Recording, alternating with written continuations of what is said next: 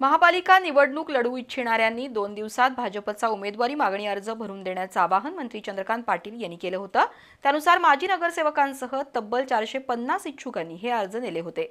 हे अर्ज जमा करण्यासाठी इचलकरंजीतील भाजप कार्यालयात गर्दी झाली होती।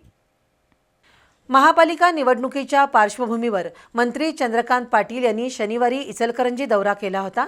यावेळी त्यांनी बंद खोलीत आजी माजी आमदार नेत्यांसोबत सुमारे 2 तास चर्चा केली आणि भाजपच्या प्रमुख पदाधिकारी कार्यकर्त्यांना निवडणुकीसंदर्भातील धोरण सांगितलं होतं।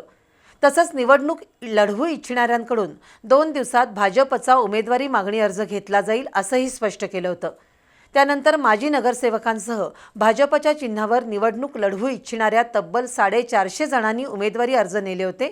2 पानी असलेल्या या अर्जात नाव, पत्ता, शिक्षण, पक्षाचं पद, बूथ प्रमुखसह विविध 18 मुद्द्यांचा समावेश आहे। हे अर्ज भरून भाजप कार्यालयात जमा करण्यासाठी मोठी गर्दी दिसत होती। आता प्रत्येक प्रभागात स्वतंत्र सर्वेक्षण करून विजयी होण्याची क्षमता असलेल्यांना उमेदवारी देण्यात येणार आहे।